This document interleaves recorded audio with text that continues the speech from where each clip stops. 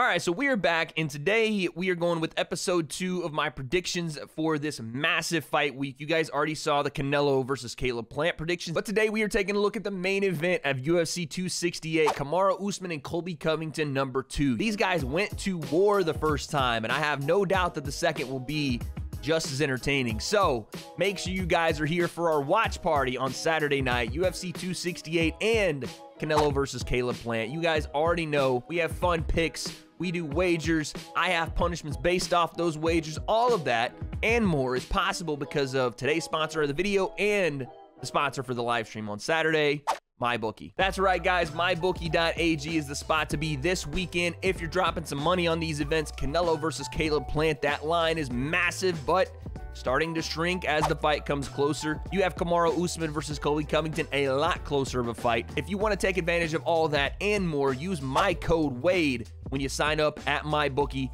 and you will get up to $1,000 in deposit match bonuses. But not only that, guys, when you sign up, or if you already have an active account on MyBookie, and let's say your friends want to get involved, if they want to go ahead and throw some money down, make sure you use the refer your friends link on MyBookie. You can share this link through email, text message, social media, and you will get a 250% bonus up to $250 when those friends sign up. So guys, if you are looking to throw some money down on these events, make sure you use the link in the description and promo code WADE when you sign up. And I want to remind everyone, guys, if you are of legal age and do want to gamble with your own money, please do so responsibly. Thank you to MyBookie for sponsoring this video. Now let's get into the welterweight championship. Kamaru Usman, Colby Covington, the rematch of all rematches. Who is the best welterweight in the UFC? The breakdown. Let's go. So we have Kamaru Usman versus Colby Covington once again. There is no love lost in this rivalry, at least from Colby's side. And yes, Colby does sound like a 1980s wrestling promoter. He's got more energy from Bang than Hugh Hefner and Wilt Chamberlain combined. Yes, Colby is a character, but regardless of how people feel about his character outside of the octagon, myself included, not many people can say shit to him. Not many people are going to be able to shut him up, but the man he's fighting already has. But it was clear from that first fight that these two were the best in the division, at least currently, because there is a certain individual by the name of Khamzat Chimaev that looks like an absolute fucking nightmare. But for now, we have Colby and we have Kamaru Usman, and we've seen it before, and it was a close fight up until that last round where Colby gets stopped. I had that as a tie going into the 5th. Some people said 3-1 Kamaru Usman. Either way, it was a close fucking fight. We got to see the stylistic differences between the two, where Colby Covington's pace and his pressure and his volume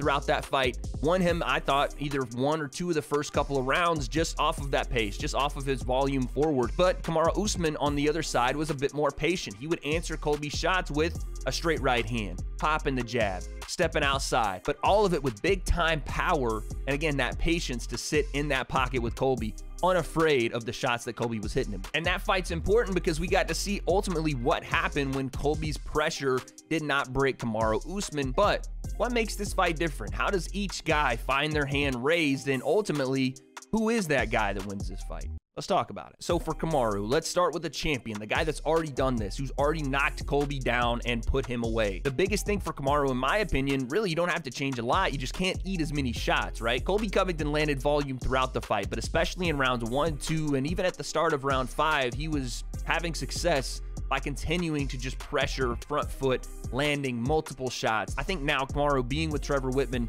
it has shored up a bit of his defenses. It's made him more comfortable in the positions where he was already comfortable with Colby Covington in the first fight. Because I think Kamaru Usman does hold the advantage in the striking department, not necessarily with the volume, but with the crisp shots, right? His straight punches have become very crisp, and there's really not a lot of tell behind just those straight punches like there kind of used to be with the elbow flared on the jab and the right hands kind of swinging really wide with the head down. For the most part, when he's staying behind his jab right hand or his feinted jab with the lead hook right hand behind it, which put Jorge Masvidal down, those shots are coming in without a lot of tell, and they have some big time power. So for Kamaru Usman, I honestly think it's just more of the same of the first fight. he's going to have to be aware of the grappling exchanges, because I do think there will be more here, and I think Colby will initiate those. We'll get to that in a second. But defensively, I think Kamaru just has to be aware how many shots he's taking. Not because, you know, necessarily they're going to hurt him continuously early on, but they will accumulate. And let's say Colby comes out a little kick heavy low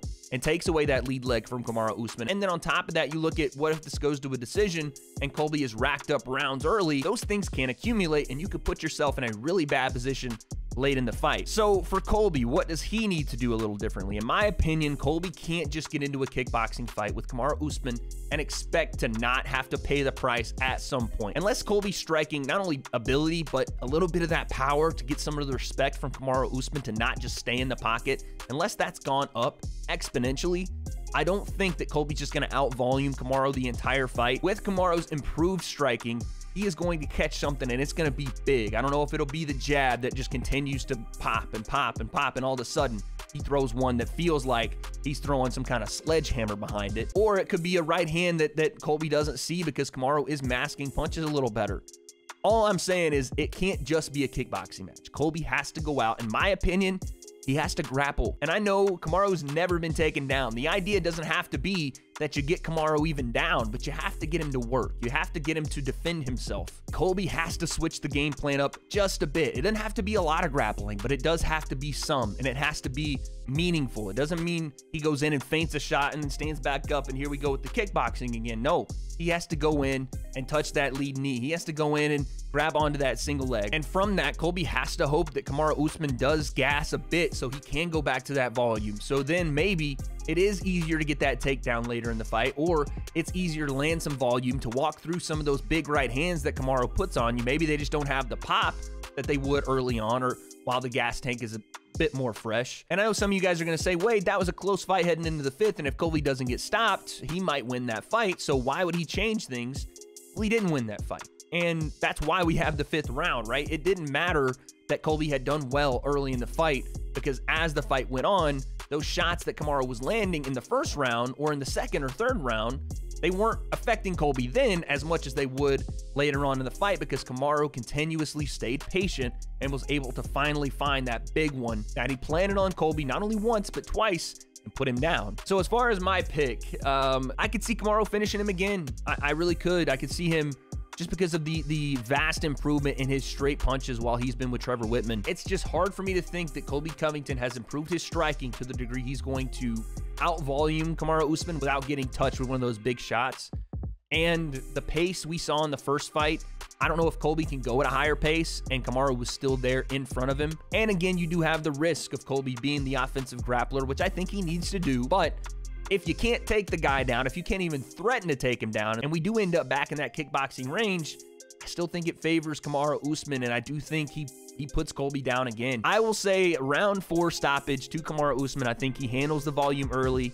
I think Colby does try to get aggressive offensively with the grappling exchanges, but ultimately I think the big shots from Kamaru Usman, the patience, the accuracy of them, and now, again, the lack of a tell behind those shots will grant him a victory, and it could be in devastating fashion. So there you have it. My pick, Kamaru Usman by late stoppage. Is this fight gonna look like the first one? Is it gonna be completely different? I don't know, but make sure you're subscribed right here at the W.A.D. Concept. Get that notify bell ringing, because you do not want to miss that notification when we go live Saturday. It is going to be a great time.